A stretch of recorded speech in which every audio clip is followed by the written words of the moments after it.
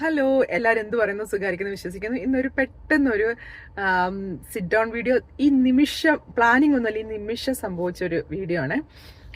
ഒത്തിരി പേര് ചോദിക്കാറുണ്ട്, ചേച്ചി ഭയങ്കര ബോൾഡാണല്ലേ, ധൈര്യം ഉള്ള ആളാണല്ലേ എന്നൊക്കെ. പൊതുവെ ഇങ്ങനെ ചാൾസ് ശോഭരാജിൽ പോലും കാണാത്ത ധൈര്യം എന്നിൽ കാണുന്നു എന്നൊക്കെ എന്നെ അറിയാവുന്നവരും പറയും. പക്ഷെ ഞാനൊരു പേടിച്ചു തൂറി എന്ന് പറഞ്ഞ സാധനമാണ് കേട്ടോ. ഒരു എക്സാമ്പിൾ പറയാം. എനിക്കിന്ന് യൂണിവേഴ്സിറ്റിയിൽ ഒരു മീറ്റിംഗ് ഉണ്ട്. ജോലി ഇപ്പോൾ അവധിയാണെങ്കിലും ചില സമയത്ത് നമ്മളെ എന്താ പറയുക പുള്ളിൻ ചെയ്യും. എന്തെങ്കിലുമൊക്കെ ഒരു സിറ്റുവേഷൻസ് അല്ല, ചില കാര്യങ്ങളൊക്കെ വരുമ്പോഴത്തേന് നമുക്ക് ഒന്ന് വരേണ്ടി വരും. എല്ലാവർക്കും അല്ല, അങ്ങനെ ചില റീസൺസ് വെച്ചിട്ട്. അത് അല്ല ഇവിടുത്തെ കാര്യം.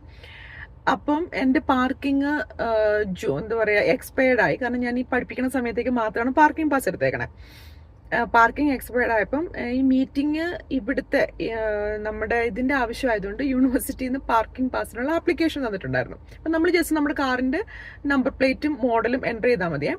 അപ്പം എനിക്കൊരു പ്രത്യേകതരമായ പ്രശ്നമുണ്ട്. ഞാൻ അതിൻ്റെ ഓമനപ്പേരൊന്നും അങ്ങനെ പറയുന്നില്ല. എന്നാലും എനിക്ക് നമ്പറും ലെറ്ററൊക്കെ മാറിപ്പോവേ. അപ്പോൾ എൻ്റെ നമ്പർ പ്ലേറ്റ് 33 അവസാനിക്കുന്നത്.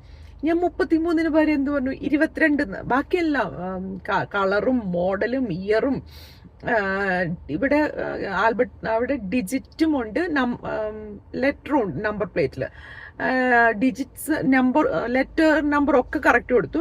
ഡിജിറ്റ് ഉണ്ടല്ലോ, അക്കങ്ങൾ വന്നപ്പം 22 അതിന് മുമ്പുള്ളതൊക്കെ കറക്റ്റാണ്. അവസാനത്തെ 22 എഴുതി കൊടുത്തു. 22 അല്ല, 33 മറ്റേ എൻ്റെത്. എനിക്ക് ഈ നമ്പർ മാറിപ്പോകുന്ന ഒരു പ്രശ്നമാണ് കേട്ടോ.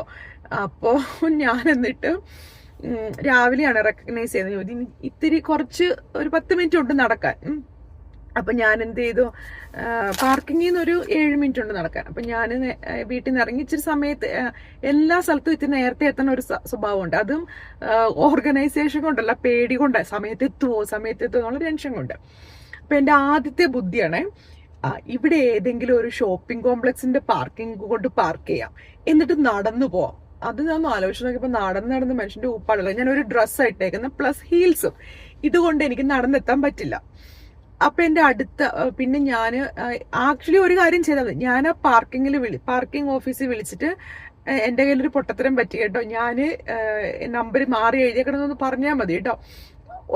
ഒരു മിനിറ്റ് കോൾ ചെയ്താൽ മതി. പക്ഷെ എനിക്ക് ഫോൺ കോൾ ചെയ്യാൻ പറ്റത്തില്ല. എനിക്ക് ഇൻഷുറൻസ്, ടാക്സ്, അപ്പോയിന്റ്മെന്റ്സ് കഴിഞ്ഞ 17 വർഷമായിട്ട് എൻ്റെ തോമസ് ആണ് എനിക്ക് ഇത് ചെയ്തത്. എനിക്ക് ഫോൺ ചെയ്തൊരു കാര്യം ചെയ്യാനായിട്ട്. പക്ഷെ ആരെങ്കിലും ഫോൺ ചെയ്ത് എൻ്റെ ചെവിയിലോട്ട് തന്നാൽ ഞാൻ അങ്ങ് തകർക്കും.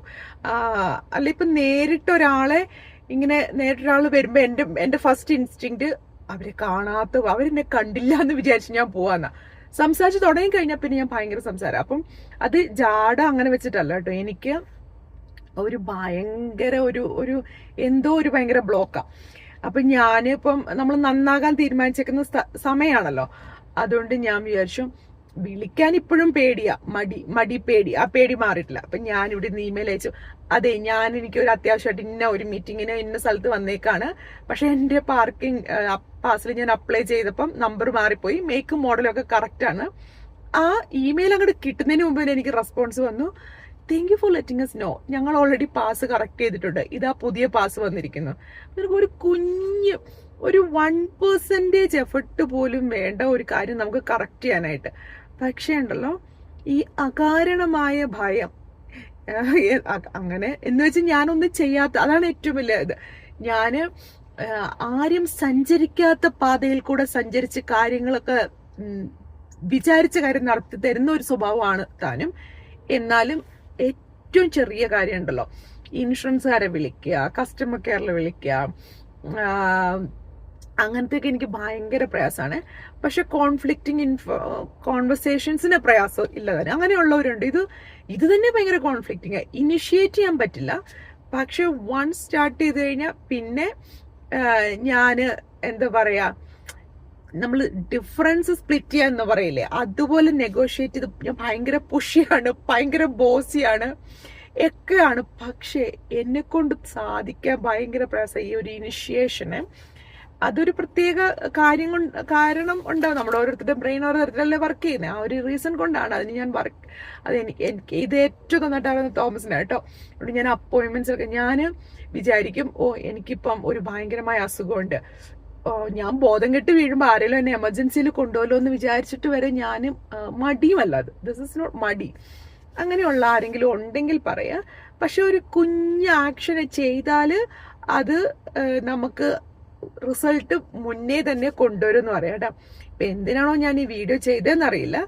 എന്തായാലും ഞാൻ എന്നെ തന്നെ ഒന്ന് പുഷ് ചെയ്ത്, അല്ലെങ്കിൽ ഞാനിപ്പോൾ അരമണിക്കൂർ നടക്കണ്ട, ഞാൻ എന്താ പാർക്കിംഗ് ലോട്ടിൽ ഈ ഹോളിന്റെ മുമ്പിൽ വെയിറ്റ് ചെയ്യാണ്.